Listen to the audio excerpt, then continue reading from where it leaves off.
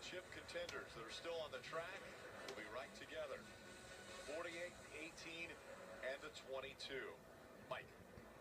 Well, there's two sides of the emotional spectrum, Rick. Obviously, we just saw the disappointment of Carl Edwards there. But on the other side, the beneficiary, the 48 team. They were looking for a little bit of a Hail Mary, so to speak, to make this happen. This may be the break they need. When that transpired, look at the reaction from Chad Knaus. He wasn't the only one. The entire 48 pit box just exploded. You see Jeff Gordon back there as well. They're pretty excited. They now know they have an opportunity, perhaps, to turn in that historic 7th championship. The 78, Mark Truex Jr. Driver was treated and released from the infield care center after the fire underneath the hood. The 2 of Brad Keselowski also has been to the infield care center and released. Involved in this accident on 258, Keselowski, Casey Kane, Regan Smith. Of course, the 2 chase contenders, Carl Edwards and Joey Logano, Chase Elliott, Ryan Newman, Mark Truex Jr., and Ty Dillon. All involved on the restart. A lot of cleanup needs to be done. We saw the fire underneath the hood of the 78. So fluid was coming out of that car. He was up against the wall. Also, the 2 had a lot of damage to it as well. So they continue to clean up the racetrack. It's going to be a sprint to the finish. And so they will make sure that the track is clean for anything.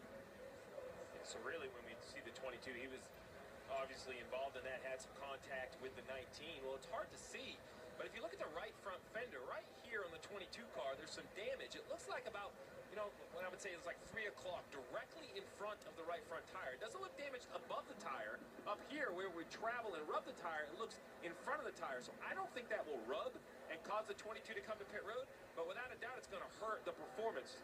This is really a great shot right here. You can see most of the damage is like at bumper line. About right here, it looks like the 22's pushed in.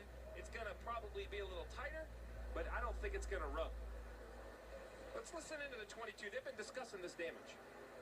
It's dented at the headlight, but it's not a rub. I think it's going to be good.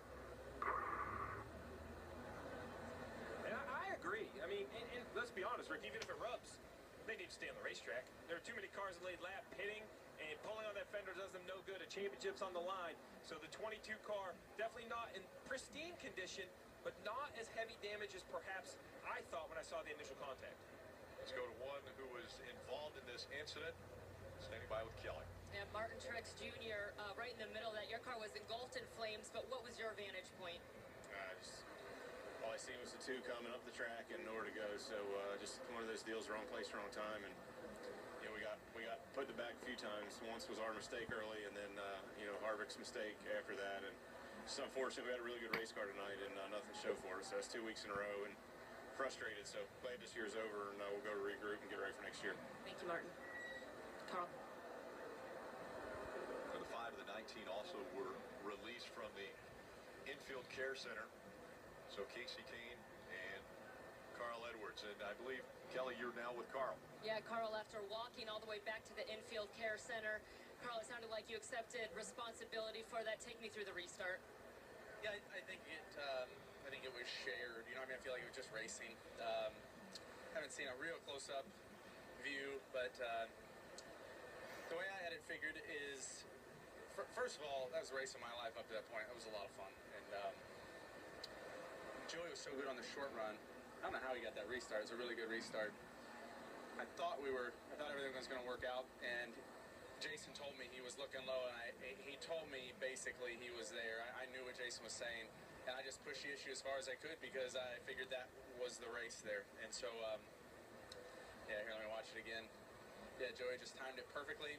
He moved down. I thought I could feel him a little, and I just thought that that's probably a little optimistic, but I thought I'd clear him or force him to lift. I just thought I'd have just a little more time.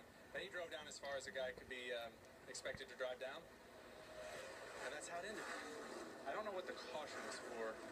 I really hope it was something that you know, that we need to have a caution for. So that was going really well.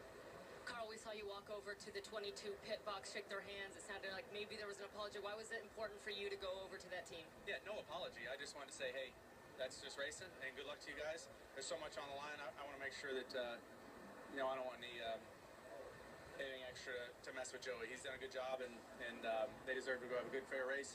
I hope Kyle gets it.